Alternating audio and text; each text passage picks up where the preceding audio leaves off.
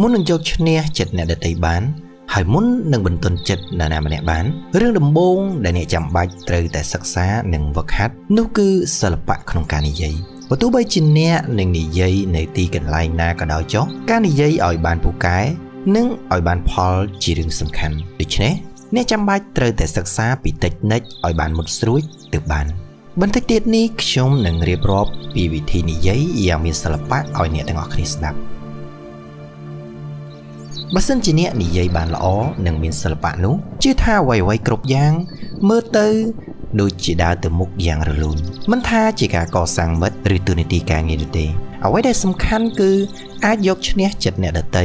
និងអូសទាញចិត្តគេឲ្យចាក់បណ្ដោយមកតាមការគិតរបស់យើងបានយ៉ាងងាយផងដែរប៉ុន្តែតើមានមនុស្សប៉ុន្មានអ្នកទៅដែលអាចជាអ្នកនិយាយបានល្អនិងមានសិល្បៈនោះបើយោងទៅតាមការសិក្សានិងស្រាវជ្រាវបានបង្ហាញថាការនិយាយមិនមែនជារឿងដែលលំបាកលំបិនដោយដែលមនុស្សធ្លាប់គិតនោះទេប្រសិនបើអ្នកមានបញ្ហាក្នុងការនិយាយនេះគឺជាគោលការណ៍ងាយៗដែលនឹងធ្វើឲ្យពាក្យនិយាយរបស់អ្នកមានមន្តស្នេហ៍អាចទាក់ចិត្តមនុស្សនិងអាចអូសទាញចិត្តមនុស្សបានយ៉ាងងាយបំផុត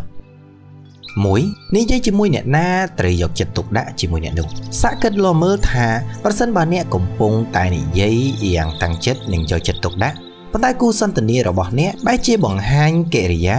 ហាក់ដូចជាមិនចាប់អារម្មណ៍ចំពោះការនិយាយរបស់អ្នកប្រហែលជាមិនសប្បាយចិត្តទេមែនទេដូច្នេះការធ្វើខ្លួនជាអ្នកស្ដាប់ដ៏ល្អនិងស្ដាប់ដោយយកចិត្តទុកដាក់អាចរាប់ថាជាវិធីឈ្នះចិត្តគូសន្ទនាមួយដំណាក់កាលរួចទៅហើយ2ទាញការចាប់អារម្មណ៍យ៉ាងឆ្លៀសវៃ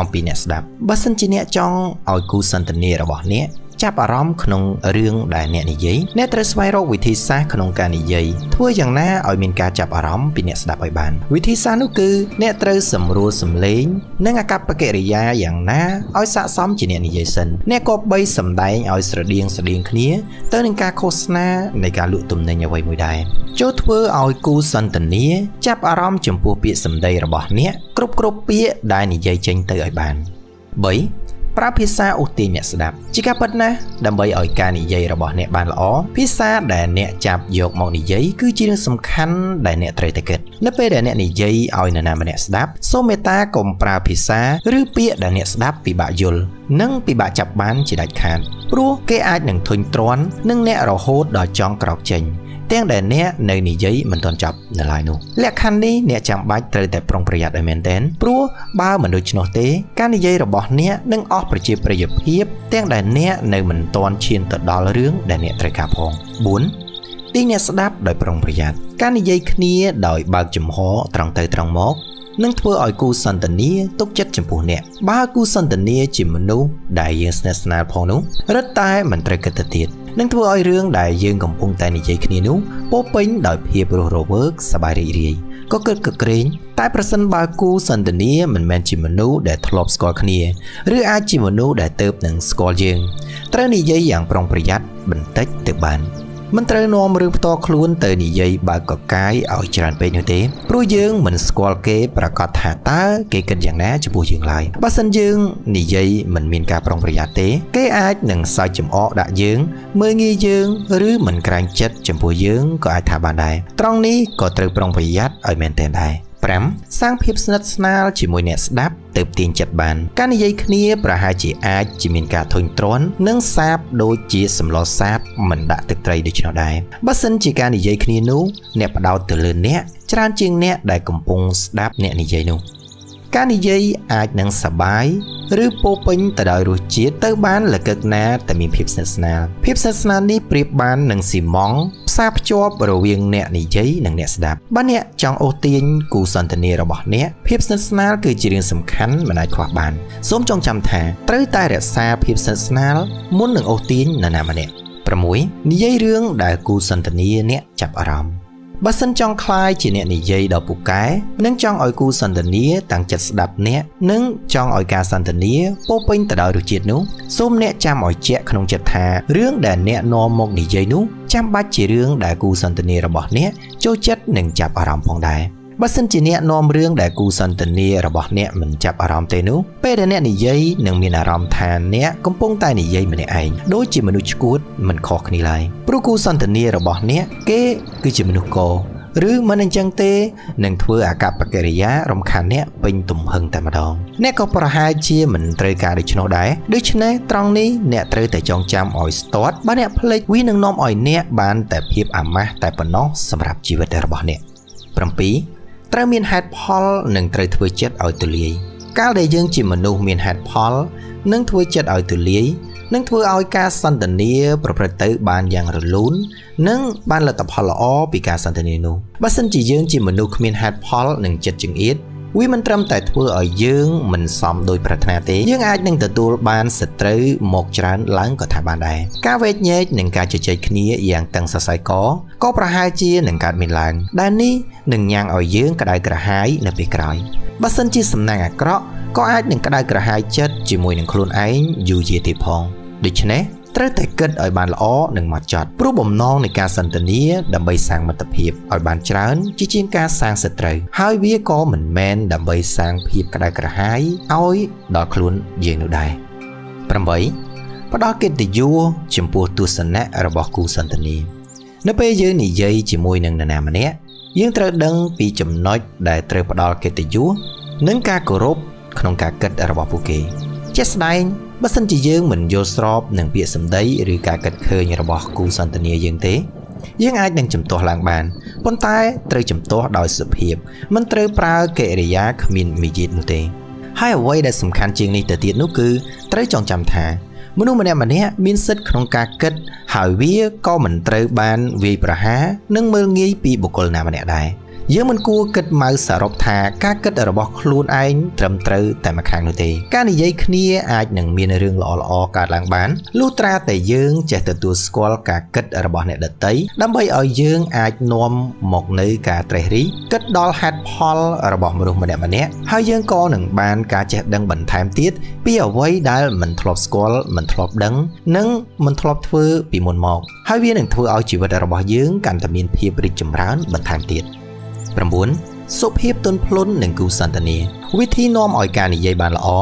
រឿងដំបូងដែលត្រូវនឹកគិតដល់នោះគឺការប្រើភាសាមួយដែលទន់ភ្លន់ប៉ុន្តែបើយើងនិយាយកំប្លែងលេងសើចឲ្យកើតភាពសប្បាយរីករាយនោះគួរតែស្ថិតនៅក្នុងព្រំដែនដែលជាភាសាដែលសុភាពប៉ុណ្ណោះពាក្យនិយាយអាវ៉ាសែមិនមែនជាសម្ដីដែលគួរឲ្យចង់ស្ដាប់និងមិនអាចទាក់ទាញចិត្តគូសន្ទនាបានឡើយ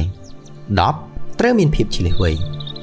ខណៈពេលដែលនិយាយគួរតែសង្កេតអ្នកស្ដាប់និងបរិស្ថានជុំវិញឲ្យបានល្អិតល្អន់ដើម្បីឲ្យឃើញពីសកម្មភាពនិងកិរិយាទាំងអស់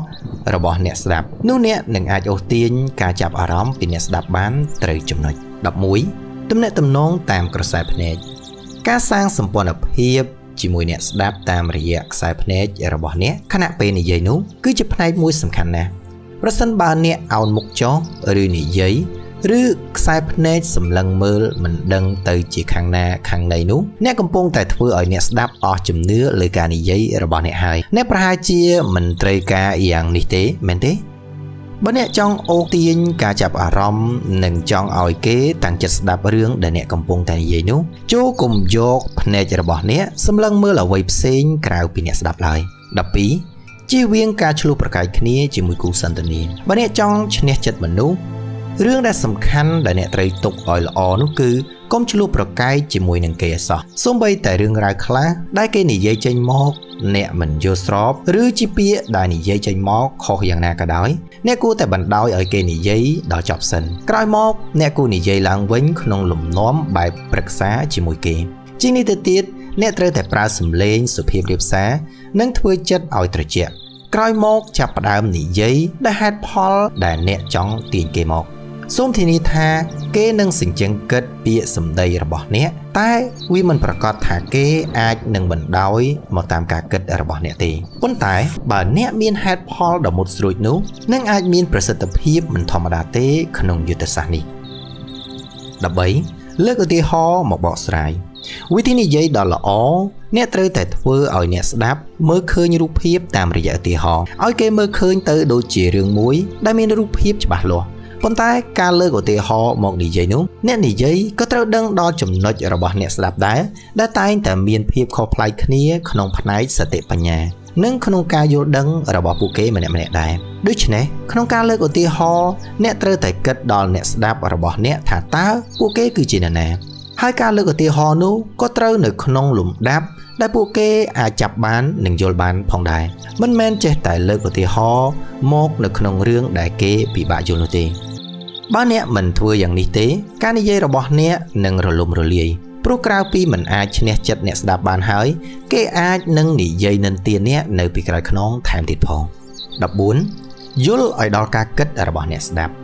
មុននឹងយកឈ្នះចិត្តមនុស្សដទៃបាននោះយើងត្រូវយល់ដឹងពីអារម្មណ៍របស់គេឲ្យច្បាស់ជាមុនសិនអ្វីដែលសំខាន់នោះគឺត្រូវតែព្យាយាមចាប់យកការគិតរបស់គេឲ្យបានដោយលើកឡើងជាសំណួរសួរថាតើគេកំពុងតែគិតអ្វីត្រង់នេះត្រូវអាស្រ័យលើអ្នកជាអ្នកសង្កេតនិងវិភាគតែម្ដងបើសិនយើងធ្វើបានយើងនឹងដឹងភ្លាមថាតើគេទទួលយកការគិតរបស់យើងបានច្រើនឬក៏តិចប៉ុណ្ណាហើយបើមានចង្វាក់ល្អត្រូវតែប្រញាប់បញ្ចូលការគិតរបស់យើងឲ្យគេភ្លាមសូមចងចាំថាមនុស្សឆ្លាតត្រូវតែចេះឆក់ឱកាសមែនទេ15កុំអាននិយាយតចាំសំឡេងទះដៃនិងសំឡេងសើចឈប់សិនការនិយាយតរហូតនឹងធ្វើឲ្យមិនមានអ្នកណាចាប់អារម្មណ៍នោះទេដូច្នេះត្រូវនិយាយឲ្យមានចង្វាក់ជាពិសេសនៅពេលដែលមានសំឡេងទះដៃនិងសំឡេងសើចមកដល់អ្នកត្រូវឈប់សិនតែត្រូវស្វាគមន៍ដោយភាពញញឹមព្រោះថាសំឡេងទះដៃនិងសំឡេងសើចនោះលុបសំឡេងអ្នកខ្លាំងណាស់ដូច្នេះអ្នកគួរតែឈប់និយាយមួយផ្លែតរងចាំរហូតដល់សំឡេងទាំងនោះស្ងាត់បាត់ទៅសឹមគួរនិយាយតទៅមុខទៀតអ្នកមិនត្រូវខ្លាចថាការធ្វើបែបនេះនឹងធ្វើឲ្យការនិយាយនោះខូចចង្វាក់នោះទេព្រោះថាសំឡេងទះដៃនិងសំឡេងសើចនោះនឹងធ្វើឲ្យមនុស្សរីករាយរហូតដល់អ្នកមិនគួរជឿហេតុអ្វីការនិយាយរបស់អ្នកប្រព្រឹត្តទៅបានយ៉ាងរលូនម្ល៉េះហើយអ្នកស្ដាប់នឹងតម្រង់ក្រសែភ្នែកមករកអ្នកព្រមៗគ្នាក្នុងពេលតែមួយនេះគឺមានន័យថាអ្នកជាតួឯកហើយ16ពាក្យពេចន៍និងភាសា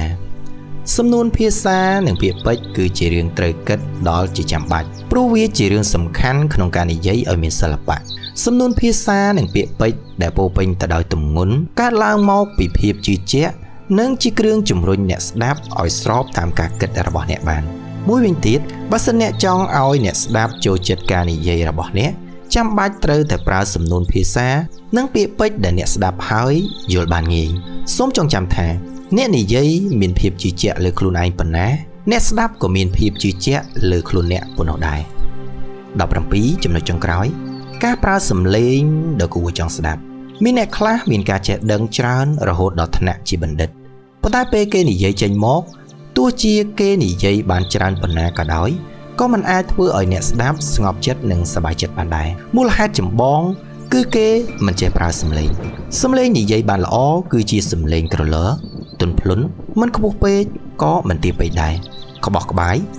មិនលឿនពេកក៏មិនជិតពេកដែរនិងចេះផ្លាស់ប្ដូរលំដាប់ចង្វាក់សំឡេងទៅតាមស្ថានភាពដែលត្រូវខ្លាំងឬក៏ខ្សោយប៉ុន្តែត្រូវខ្លាំងឬខ្សោយ